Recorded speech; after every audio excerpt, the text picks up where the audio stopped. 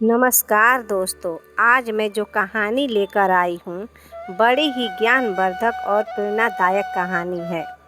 यकीन मानिए, यह कहानी सुनने के बाद आप अपने जीवन में कभी भी हार नहीं मानेंगे।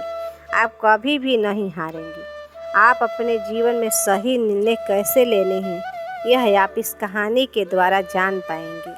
इसलिए इस कहानी को आप पूरा सुनिए और हमारे चैनल को सब्सक्राइब कर लीजिए ताकि जो भी कहानी सुनाए वो आप तक पहुंच जाए। माताओं और बहनों से निवेदन है कि आप इस कहानी को पूरा सुनें और मन लगाकर सुनें। अपने बच्चों को सुनाएं। यह एक तोता द्वारा सुनाई गई पौराणिक कहानी है। जो मनुष्य इस कहानी को पूरे तल्लीनता से मन लगाकर सुनता है, उसके घर में कभी भी कलेश उत्पन्न नहीं होता है। धन धान्य की कभी भी कमी नहीं होती है। तो दोस्तों, कहानी को शुरू करते हैं। एक जंगल में दो तोता तोती रहते थे। बारिश का मौसम था। झिलमिल झिलमिल बारिश हो रही थी। तब तोता तोती बट वृक्ष के खोह में जाकर बैठ जाते हैं और उधर मूसलाधार बारिश हो रही थी। तभी वहाँ पर एक तीसरा तोता आ जाता है और कहता है, मित्र, मुझे भी इस खोह में जगह दे दो, मैं बहुत भीग रहा हूँ। तोता उस दूसरे तोते से कहता है, हम भी इस खोह में बड़ी मुश्किल से बैठ पाए हैं, अब इसमें जगह नहीं है कि मैं आपको बैठा सकूं।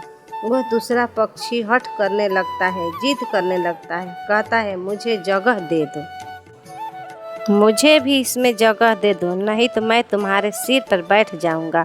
वह दोनों तोता तोती के सिर पर जा बैठता है। तोता तोती उस तीसरे तोते को नीचे धकेल देते हैं। तुम मूर्ख हो क्या? क्या तुम मूर्ख हो? तब तीसरा तोता वहाँ से चला जाता है। तोता तोती उसी खो में बैठे रहते हैं। तोती तोता से कहती है, हे स्वामी, क्या मैं एक प्रश्न पूछूं? तो तोता कहता है, पूछो, क्या प्रश्न पूछना चाहती हो? ये मूर्ख क्या होता है? कौन होता है मूर्ख? तो तोता कहता है, मैं तुम्हें एक कहानी द्वारा बताता हूँ कि मूर्ख क्या होता है। किसी नगर में एक सेठ रहता था। वह पुत्र का विवाह कर दिया था। अब वह सेठ का लड़का बाहर कमाने चला गया और उसकी पत्नी घर पर ही रहती थी। एक दिन वह सेठ की बहू पनघट पर स्नान करने जाती है। जब स्नान कर रही होती है तभी वहीं पर 3 यात्री वहां आ जाते हैं। वो यात्री उस सेठ की बहू से कहते हैं, हे बहन, हमें तेज प्यास लगी है, आप हमें पानी पिला दीजिए, प्यास से हमारे प्राण सूखे जा रहे हैं। उस वक्त उस सेठ के बहू के तन पर पर्याप्त वस्त्र नहीं थे क्योंकि वह स्नान कर रही थी। तब सेठ के बहू कहती है, हे भाई, तुम कौन हो? तब यात्री कहते हैं, हे बहन, हम यात्री हैं, हमें तेज प्यास लगी है, कृपया हमें पानी पिला दीजिए। तब तोता अपनी पत्नी को यही कहानी सुना रहा होता है। तोती बड़ी ध्यान से उसकी कहानी सुन रही होती है। आगे तोता कहता है, उस सेठ की बहू उन तीनों यात्रियों से कहती है, आप हमारे सवालों का जवाब दे दो तो हम आप लोगों को पानी पिला दूंगी। तब सेठ की बहू उस तीसरे वाले यात्री से पूछती है, यात्री तो 2 होते हैं, तुम कौन से वाले यात्री हो? अब वो व्यक्ति सोचने लगता है कि हमें यही नहीं पता कि कौन से वाले यात्री हैं। तब वह व्यक्ति कहता है, मुझे नहीं पता कि मैं कौन सा वाले यात्री हूँ। तब वह दूसरा व्यक्ति कहता है, हे बहन, मुझे तेज प्यास लगी है, बहुत देर से प्यासा हूँ, प्यास के मारे मेरा गला सूख रहा है, इसलिए आप मुझे जल पिला दीजिए। तब वह सेठ की बहू कहती है, तुम कौन हो? तब वह व्यक्ति कहता है, मैं अनपढ़ गंवार हूँ, आप कृपया कर मुझे जल पिला दीजिए। तब वह सेठ की बहू कहती है, अनपढ़ गंवार तो 2 होते हैं, तुम कौन सा वाले अनपढ़ गंवार हो? यदि तुमने यह बता दिया तो मैं तुम्हें पानी पिला दूंगी। तब वह व्यक्ति सोचने लगता है, मुझे इतना नहीं पता कि मैं कौन सा वाला अनपढ़ गंवार हूँ। वह दूसरा व्यक्ति कुछ कहे बिना मौन रहता है, चुपचाप वहीं खड़ा हो जाता है। तब उस तीसरे व्यक्ति ने कहा, हे बहन, हमें इतनी तेज प्यास लगी है कि लगता है कि प्यास से हमारे प्राण निकल जाएंगे, कृपया आप हमें पानी पिला दो। यह सब सुनने के बाद सेठ की बहू उस तीसरे यात्री से पूछती है, तुम कौन हो, बताओ तभी पानी पिलाऊंगी। तो दोस्तों, तीसरे यात्री को सब्र का बांध टूट जाता है और वह कहता है, मैं मूर्ख हूँ बहन, मुझे जल्दी पानी पिला दो, बिन पानी के मेरे प्राण निकल जाएंगे। तब वह सेठ की बहू कहती है, कौन से मूर्ख हो, मूर्ख दो तरह के होते हैं, तुम कौन से वाले मूर्ख हो। तीसरे वाले व्यक्ति के पास भी सवाल का कोई जवाब नहीं था। तब वह सोचता है कि हम इतने जानकार हैं, इतना ज्ञानी हैं, फिर भी हमें नहीं पता कि हम कौन से वाले मूर्ख हैं। अब वो तीनों यात्री दुखी मन से बिना पानी पिए प्यासे वहाँ से जाने लगे। तब वह सेठ की बहू उनसे कहती है, यहाँ से कुछ दूरी पर इसी रास्ते पर मेरा घर है, आप लोग वहाँ चले जाइए, मैं आपको वहाँ पानी पिला दूँगी। यह बात सुनने के बाद वो तीनों यात्री महिला के घर, उसी सेठ के घर चले जाते हैं।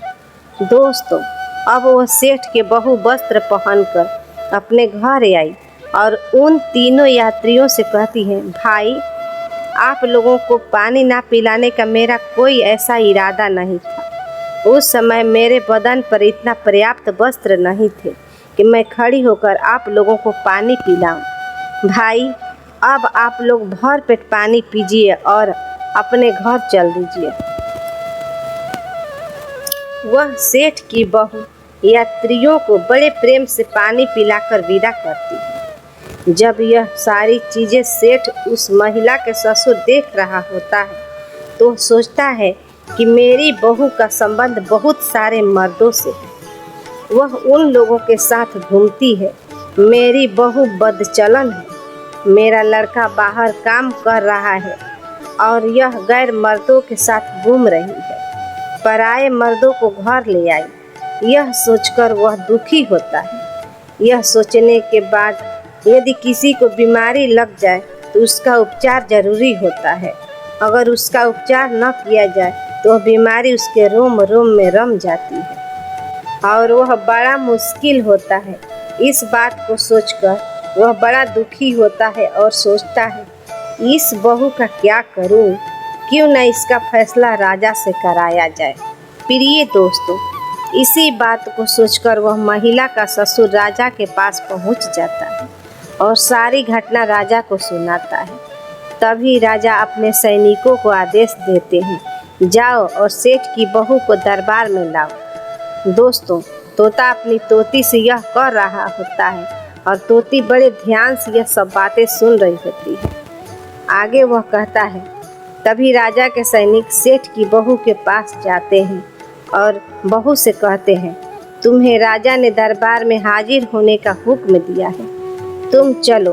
तभी सेठ की बहू कहती है, भाई आप लोग सबसे पहले राजा से पूछकर आइए, उन्होंने मुझे किस रूप में बुलाया है, माँ के रूप में बुलाया है, बहू के रूप में बुलाया है या बेटी के रूप में बुलाया है, उन्होंने मुझे दरबार में किस रूप में बुलाया है।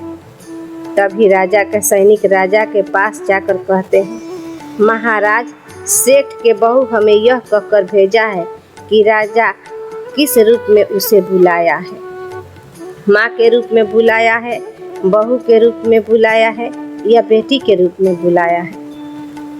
तभी राजा सोच में पड़ जाता है। तभी राजा के मंत्री राजा को सलाह देते हैं, महाराज सेठ हमारे नगर का सेठ है, इसकी बहू हमारी बहू लगती है, इसलिए उसे बहू के रूप में दरबार में बुलाइए। तभी राजा अपने सैनिकों को आदेश देता है और कहता है, पालकी लेकर जाओ और सेठ की बहू को राज दरबार में लेकर आओ। तभी राजा के सैनिक सेठ के घर पहुंचते हैं और सेठ की बहू से कहते हैं, राजा तुम्हें बहू के रूप में बुलाया है। प्रिय दोस्तों, तब तोता कहता है, इतना बात सुनने के बाद वह सेठ की बहू तुरंत पालकी में बैठकर राजा के दरबार में चली जाती है। तब राजा उससे कहता है, क्या तुम चरित्रहीन हो? तुम्हारा पति विदेश में काम करता है और तुम पराये मर्दों के साथ घूमती हो और उन्हें घर लाती हो। ऐसा हमारे राज्य में नहीं हो सकता। यदि तुम ऐसा काम करोगी तो तुम्हें राज्य छोड़कर जाना होगा या फिर सजा मिलेगी। तब सेठ की बहू कहती है, महाराज, मैं एक पतिव्रता नारी हूँ। मुझ पर इल्ज़ाम लगाने से पहले एक बार सोच लीजिए कि क्या प्यासे को पानी पिलाना, भूखे को खाना खिलाना अपराध है? अगर आपके राज्य में ऐसा संविधान है तो हाँ, मैंने अपराध किया है और बार बार करूँगी, लगातार करूँगी। इतना बात सुनने के बाद राजा बड़ा चिंतित हो गया। राजा कहता है, मुझे पूरी बात विस्तार से बताओ कि क्या बात है। तब सेठ की बहू राजा से कहती है, मैं पनघट पर स्नान कर रही थी, तभी 3 यात्री वहां आते हैं और पानी पीने की जिद करते हैं। उन्हें बहुत तेज प्यास लगी रहती है और कहते हैं, मुझे पानी पिला दीजिए, नहीं तो हमारे प्राण निकल जाएंगे। मेरे बदन पर पर्याप्त वस्त्र नहीं थे कि मैं खड़ी होकर उन लोगों को पानी पिला सकूं। इसलिए मैंने उनसे कठिन सवाल पूछे जिससे वो जवाब नहीं दे सकी। इसलिए मैंने उन्हें घर भेज दिया ताकि मैं वस्त्र पहन सकूं। तब मैं घर आई और उन यात्रियों को पानी पिलाया और घर भेज दिया। महाराज, मैंने इसमें गलत क्या किया? तब महाराज उस महिला की बात सुनकर पूछते हैं, ये कौन से कठिन सवाल थे? तब सेठ की बहू वो 3 सवाल राजा को बताती है।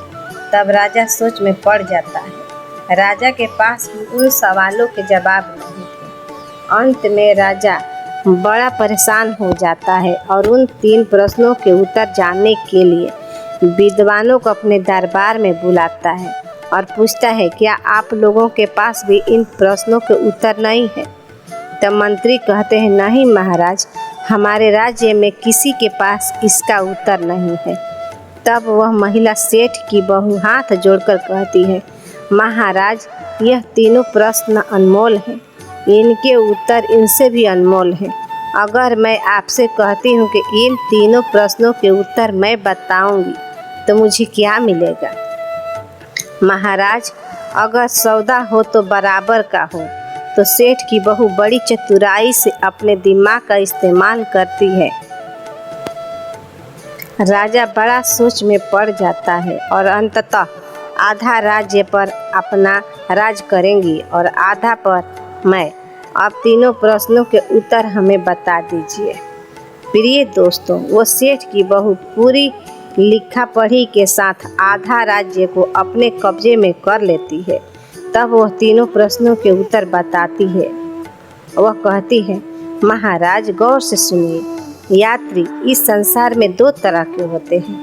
महाराज, वह यात्री है, पहला सूर्य और दूसरा चंद्रमा, जो रात दिन चलते हैं और संसार में भ्रमण करते हैं, रहते हैं और संसार को रोशन करते हैं। यही 2 यात्री हैं, सूर्य और चंद्रमा।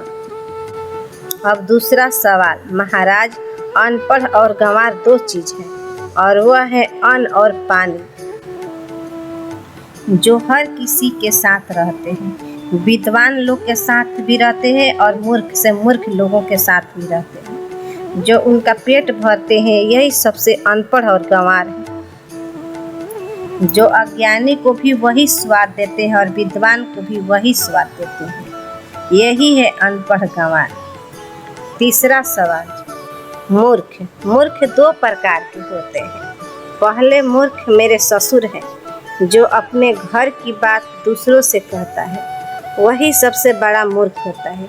यदि मेरे ससुर ने इस बात को मुझसे आकर पूछा होता तो मैं उन्हें सारी बातें बता देती और मेरे घर की इज्जत नीलाम नहीं होती। मेरे घर की इज्जत भरे दरबार में उछाली नहीं जाती, मेरी बदनामी नहीं होती। इसलिए सबसे पहला सबसे बड़ा मूर्ख मेरा ससुर है।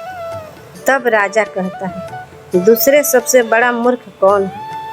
तब वह सेठ की बहू कहती है, महाराज, दूसरा सबसे बड़ा मूर्ख एक राजा होता है, जो बिना सोचे समझे फैसला कर ले, वही सबसे बड़ा मूर्ख होता है। इसलिए आप भी मूर्ख हो, जो तीनों सवालों के बदले मुझे आधा राज्य दे दिया। इसलिए आप दूसरे सबसे बड़ा मूर्ख हैं।